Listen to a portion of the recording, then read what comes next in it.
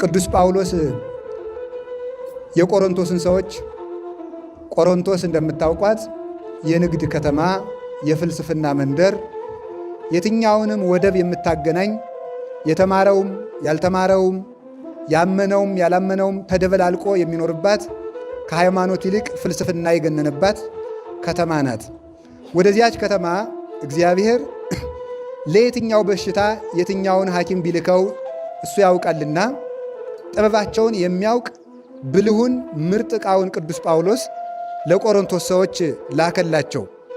በዚያ እነሱም ምሳሌያቸው፣ መራቀቃቸው፣ መፈላሰፋቸው እንደማያድናቸው ይልቁንም ለዓለም ድነት የተሰቀለውን መድኃኒታችን ኢየሱስ ክርስቶስን አምነው ቢቀበሉ እንደሚድኑ ቅዱስ ጳውሎስ በመጀመሪያው መልእክቱ ጽፎ አሳምኗቸዋል፣ አጥምቋቸዋል።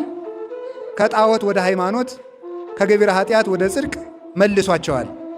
እሱ አስተምሯቸው ከሄደ በኋላ ቢጽ ሐሳውያን ወይም ደግሞ ሐሰተኞች ወንድሞች የሚባሉ አይሁድ እየሄዱ ያሳስቷቸው ነበረ። የእናንተ መምህር ጳውሎስ እውነተኛ መምህር ከሆነ እንደኛ መምህራን ስለ ራሱ ዘርዝሮ አይጽፍም? የእኛ መምህራን እኮ ጸሐፍት ፈሪሳውያን ከየት እንደተማሩ ከየት እንዳደጉ ምን ምን እንደሚያውቁ ምን ምን ትምህርት እንደቀጸሉ ዘርዝረው ይናገራሉ። የእናንተ መምህር ግን ስለ ራሱ ሲናገር አንሰማውም። ስለዚህ የውሸት መምህር ነው ብለው ገብተው ያወናብዷቸው ጀመረ። ስለ ራሳቸው ስለምንድን ነው የማይናገሩ? ዛሬ እንደምታዩት ብዙ መናፍቃን ስለ ድንግል ማርያም ሲነገር ዓይናቸው እየቀላ ስለ ራሳቸው የታክሲ ሰልፍ ግን ሲያወሩ አይቆጫቸው። ስለ ራሳቸው ይዘረዝረ በዚህ ዘመን ምሳ በልቼ፣ በዚህ ሰዓት በልቼ፣ በዚህ ጠጥቼ፣ እንዲህ ስል እንዲገጥሞኝ እንደዚህ ብዬ እያሉ ይዘረዝራሉ። እንዲህ የሚያደርጉ ተረፈ ፈሪሳውያን የፈሪሳውያን ተረፍ ናቸው። ሰው ተመልከቱ፣ ለላከው እያደላ የሚኖር ቅዱስ ጳውሎስ ለፊልጵስዩስ ሰዎች በላከላቸው መልእክቱ ወንድሞቻችን ሆይ ማንም ሰው ከእናንተ መካከል ሌላው ሰው ከሱ እንዲበልጥ ይህንን ይወቅ። ማንም ሰው እገሌ ይበልጠኛል እያለ ይኑር ብሎ ተናግሯል። ትዕቢተኞች ሰዎች ደግሞ ራሳቸውን ከቅዱሳንም ጋር አስተካክለው ይታበያሉ። ስለ ራሳችሁ ለምታትናገሩም ብለው ይህንን ክርክር ገጠሟቸው። ይህንን ለቅዱስ ጳውሎስ ላኩበት። ከዛ ቅዱስ ጳውሎስ ምን አለ መሰላችሁ? አሃዊነ ንሕዝኑ ይላል። ተመልከቱ።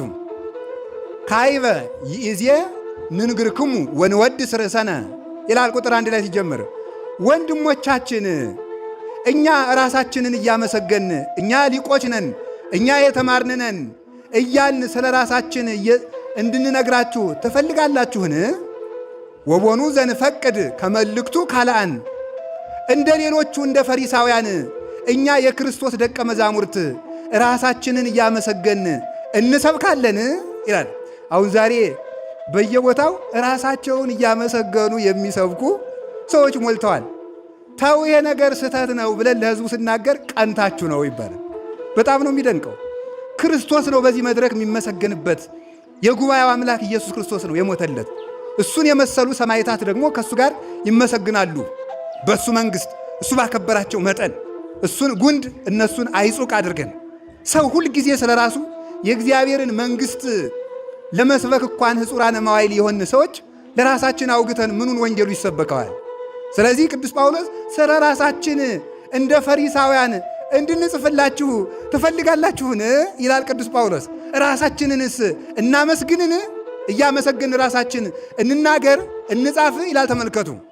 እስከ ንጽሕፍ ኀቤክሙ መጽሐፈ በእንቲአነ ስለ ራሳችንም መጽሐፍ ጽፈን እኛ እንዲህ ያለንን፣ ዘራችን እንዲህ ያለ ነው፣ ትውልዳችን ከዚህ ወገን ነው፣ የተማርነው ይህን ያህል ነው፣ ከነገሌ መጽሐፍት ተምረናል፣ ከነገሌን ተምረናል እያል ስለ ራሳችን ዘርዝረን እንድንጽፍላችሁ ትፈልጋችኋልን?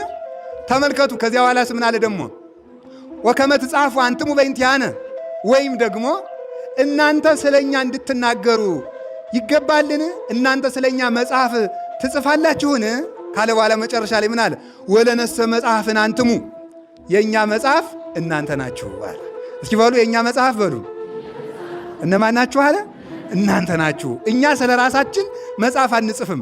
እኔ እዚህ ቦታ ድጓ የተማርኩት፣ እዚህ ቦታ አቋቋም የተማርኩት፣ እዚህ ቦታ ቅኔ የተማርኩት፣ እዚህ ቦታ ቅዳሴ የተማርኩት፣ እዚህ ቦታ መጽሐፍ የተማርኩት፣ ስጸልይ የማድረው፣ ስጾም የማድረው፣ ስሰግድ የማድረው፣ ጾሜ የኔ ያህል የሆንኩኝ ባይታዊው መናኙ ጀግናው እኔ ነኝ ብለን አንናገርም።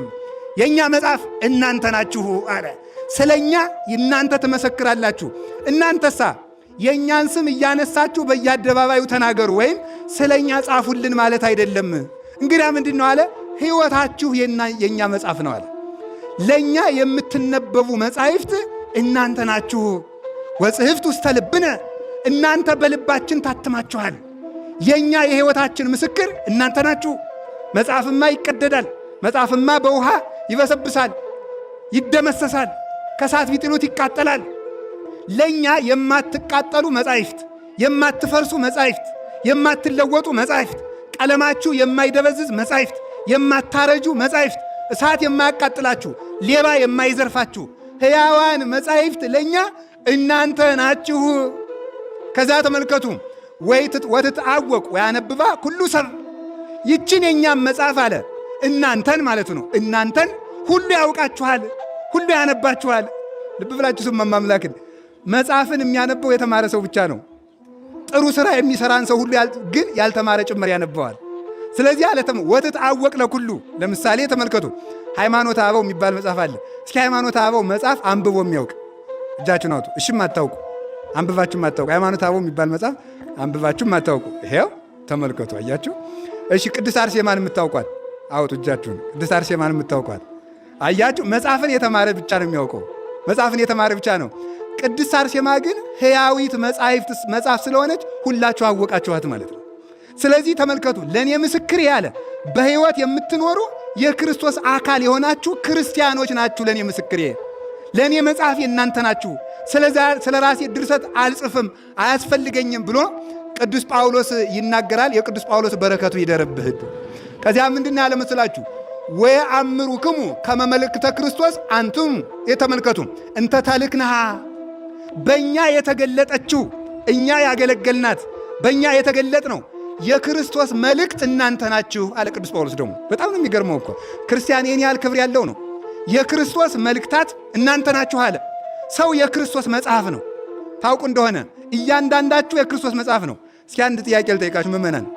አሁን እዚህ ቤተ ክርስቲያን ገብቼ አንድ ብራና ብሰርቅ ምን ታደርጋላችሁ? አላረገውም፣ አይዟችሁ። ብሰርቅ እንደምታደርጉ ሁላችሁ በድንጋይ አትቀጠቅጡኝም? አንድ መጽሐፍ ብዘርፍ ትቀጠቅጡኛላችሁ። እናንተን ሰይጣን ሲዘርፋችሁ ግን ለምንድን ነው ዝም የምትሉት? እናንተ እኮ ትክክለኛ መጽሐፍት ናችሁ። መጽሐፍ እኮ አይጸድቅም፣ ታውቃላችሁ? መጽሐፍ አይጸድቅም። ይሄ እኮ ሕንፃ እኮ አይጸድቅም። የሚጸድቅ እኮ ሰው ነው የሚጸድቅ። ሕያው የክርስቶስ መጽሐፍ የሰው ልጅ ነው። ቅዱስ ዮሐንስ አፈወርቅ በመጽሐፈ ሐዊ ላይ እንደተቀመጠልን ወበከመ ይጻሐፍ መጽሐፍ በቀለም ከማሁ ይጻሐፍ ልቡናነ በመንፈስ ቅዱስ ይላል። መጽሐፍ ብራና ተዳምጦ ቀለም ተበጥብጦ ተመልከቱ ይጻፋል። የሰው ልጅ ግን የሚጻፈው በመንፈስ ቅዱስ ጸሐፊነት ነው ይላል። የሰው ልጅ ንጹሕ ሰሌዳ ነው፣ አካላዊ ቃል የሚቀረጽበት ኢየሱስ ክርስቶስ በመንፈሰ ልደት የሚያድርበት እመወዛ አቀበ ቃሌ አነ ወአብን መጻቢሁ ወነገብር ምዕራፈ ውስቴቱ ብሎ እንደተናገረ ክርስቶስ የሚያድርበት አካላዊ ቃል የሚናገርበት ሕያው መጽሐፍ የሰው ልጅ ነው። ቅዱስ ጳውሎስ እንዲህ ይላል ገላትያ ምዕራፍ 2 ቁጥር 20 ላይ ተመልከቱ። አንሰ ኢሃሎኩ ወበሕይወተ ክርስቶስ ሃሎኩ ይላል። እኔ ሙቻለሁ ይላል ቅዱስ ጳውሎስ። እኔ ሙቻለሁ ክርስቶስ ግን በእኔ ይኖራል ይላል። ምን ማለቱ ነው? እኔ ሙቻለሁ ክርስቶስ በእኔ ይኖራል ምን ማለቱ ነው? የእኔ ፈቃድ አልቋል። ልብላ፣ ልጠጣ፣ ልመስገን፣ ልሾም የሚለው የእኔ ፈቃድ አልቋል። አሁን በእኔ የሚኖረው ክርስቶስ ነው። በእኔ የተገለጠው ክርስቶስ ነው። እኔ የክርስቶስ ሰሌዳ ነኝ። ስጾም፣ ስጸልይ፣ ስከሳ፣ ስሰደድ፣ ስሰቃይ ያን ጊዜ እንደ ብራና እየተፋቅኩ ነው። ከዚያ በኋላ ፈቃደ ሥጋዬ ለፈቃደ ነፍሴ ሲገዛ አካላዊ ቃል ኢየሱስ ክርስቶስ በእኔ በረድኤት አድሮብኝ በእኔ ይነበባል። ስለዚህ ምን አለ ጳውሎስ ማለት ይላሉ አባቶቻችን ልሳነ ክርስቶስ ማለት ነው። የክርስቶስ አንደበት፣ የክርስቶስ አፍ፣ የክርስቶስ ቃል ማለት ነው። ፍጹም ያደረበት። ለዚህ ነው ቅዱስ ጳውሎስ እኔ ሙቻለሁ ክርስቶስ በእኔ ይኖራል ብሎ የሚናገረው። ስለዚህ ነው። ስለዚህ ሰው የክርስቶስ መጽሐፍ ነው። ማንም የሆነ ያልሆነውን ሲጽፍባችሁ ዝም ብላችሁ አትዩ። ብራና የተከበረ ጸሐፊ፣ ያወቀ ጸሐፊ፣ የተማረ ጸሐፊ ነው የሚጽፍበት። ማንም ሰው መጥቶ አይለቀልቅበትም። ቀለሙም ተመርጦ ነው። እውቀቱም ተመርጦ ነው። የተጻፈ ሁሉ ብራና አይደለም። በብራናማ ተረትም አለ። አሁን ፈረንሳይ፣ ጀርመን፣ እንግሊዝ ብትሄዱ የኢትዮጵያ ተረት በብራና ተሽጦ ሙዚየማቸው ውስጥ አለ። ተረትም በብራና አለ እኮ። ምን አለ? ቀልድም በብራና ይጻፋል። ቁም ነገሩ ግን ጸሐፊው ማን ነው? ቀለሙ ምንድን ነው? ትርጉሙ ምንድን ነው? ማንም አይጻፍባችሁ። የክርስቶስ መጽሐፍ ነን። እስኪ ሁላችሁ የክርስቶስ መጽሐፍ ነን በሉ። የማን መጽሐፍ ናችሁ? የክርስቶስ መጽሐፍት እናንተ ናችሁ። በእውነቱ ማለት የምትነበቡ መጽሐፍ፣ የምትታዩ መጽሐፍት፣ የምትኖሩ መጽሐፍት፣ የምትፈውሱ መጽሐፍት፣ ዘላለም ርስት የምትወርሱ መጽሐፍት እናንተ ናችሁ። አሁን እንግዲህ ዛሬ ከእናንተ ምን ይነበባል? አሁን እግዚአብሔር ያሳያችሁ፣ ክርስቶስ ያመልከታችሁ። ነን እያላችሁ ትፎክራላችሁ አይደለም? ከእናንተ የምናነበው ዘፈን ነው። ከእናንተ የምናነበው ዘረኝነት ነው። ከእናንተ የምናነበው አድማ ነው። ከእናንተ የምናነበው ዝሙት ነው። አዲያ እናንተ የክርስቶስ መጽሐፍ ናችሁ። ምን እያበላሻችሁ እንደሆነ አታውቁም? ምንድን ነው የምታበላሹት? ስትሰርቁ፣ ስትዘፍኑ፣ የማይገባ ሥራ ስትሰሩ፣ ርኩሰትን ስትሰሩ፣ ቅጠል ስትበሉ፣ ጢስ ስታጤሱ፣ ስትደባደቡ፣ ስትጨፍሩ፣ ስትሰክሩ ምን እያበላሻችሁ ይመስላችኋል? የክርስቶስን መጽሐፍ እያበላሻችሁት እኮ ነው። ክርስቶስን ማደሪያ እያሳጣ ነው እኮ ነው። የታምሩኑ ከማንትሙ ታቦቱ ለመንፈስ ቅዱስ። እናንተ የመንፈስ ቅዱስ ታቦት ማደሪያ መቅደስ መሆናችሁን አታውቁምን? በዚያውም ዘንድ እኮ ደግሞ እኛ የክርስቶስ መጽሐፍ ብቻ አይደለንም፣ አካል ነን። እንዲህ አለ ቅዱስ ጳውሎስ ኤፌሶን ምዕራፍ 1 ቁጥር 23 ላይ ሲናገር እንዲህ አለ፣ ወውእቱ ርእሳ ለቤተ ክርስቲያን ወንተ ይእቲ ሥጋሁ። እርሱ የቤተ ክርስቲያን ራስ ነው፣ ቤተ ክርስቲያን ደግሞ አካል ናት። እኛ ደግሞ ሕዋሳቶቹ ነን ይላል። ተመልከቱ፣ ሕዋሳቶቹ ነን። አይኑ፣ እጁ፣ እግሩ የክርስቶስ እጅና እግር ነን እኛ። የክርስቶስን አካል ወስዳችሁ የዘማዊ አካል ታደርጉትን ይላል ቅዱስ ጳውሎስ። የክርስቶስን አካል በደም የገዛውን አካል ትጨፍሩበት፣ ትዘፍኑበት፣ ትሳደቡበት፣ ታጉረመርሙበት፣ ትጠነቁሉበት፣ ትጨፍሩበት ክርስቶስ በደም የገዛውን አካል ብሎ ይናገራል ቅዱስ ጳውሎስ ማለት። እናንተ እኮ የክርስቶስ ሕዋሳት ናችሁ። ወውእቱ ርእስ ንሕነ አባል ይላል ዮሐንስ አፈወርቅ። እሱ ራሳችን ነው፣ እኛ እግሮቹ ነን ይላል። ተብሎ ሀባሎ ርእስ የሃሉ አባል። አሁን አልጋ ላይ ተኝታችሁ ወደ ታች ድንገት ተንከባላችሁ ብትገኙ ከፍ ለማለት በእግራችሁ ነው ወደ ራሳችሁ ነው ከፍ የምትሉ? አይ እግር ከቀደመ ችግር ይመጣል። ምንድነው ከፍ ማለት ያለበት? መጀመሪያ ራስ ነው። ራስ ከፍ ሲል እግር ምን ያደርጋል? ይከተላል ማለት ነው። የእኛ ራስ ማን ነው? መድኃኔ ዓለም ነው።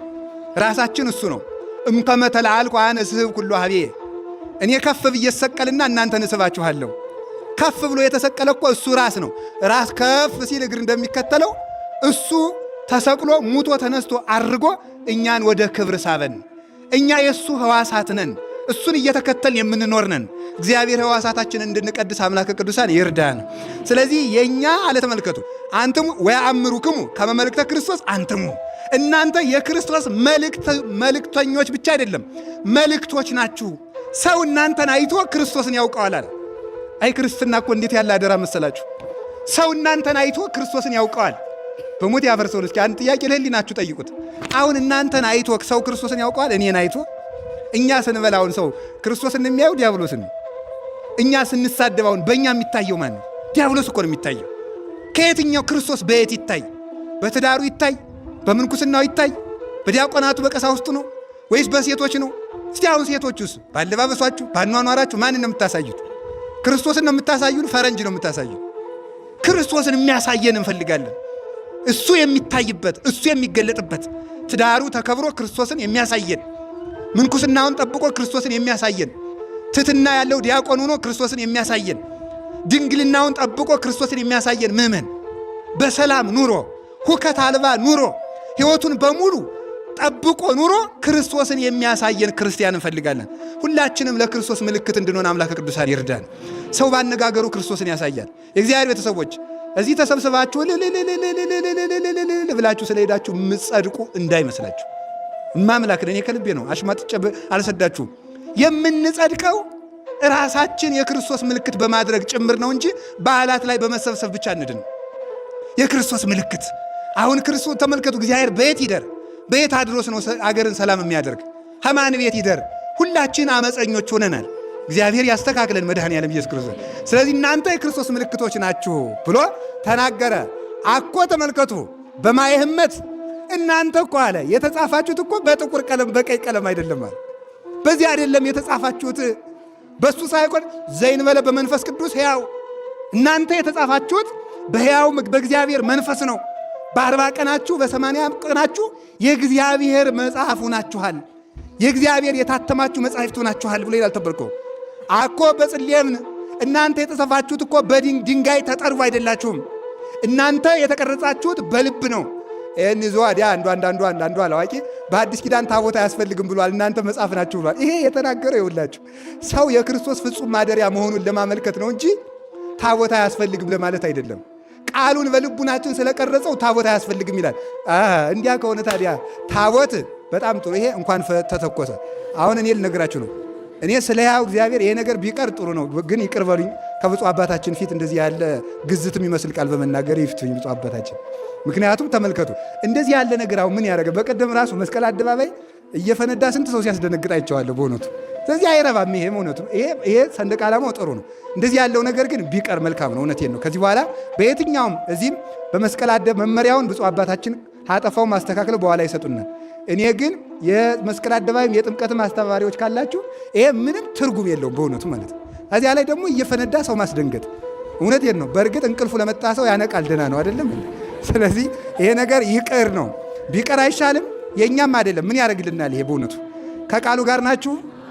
እግዚአብሔር ከሁላችን ጋር ይሁን።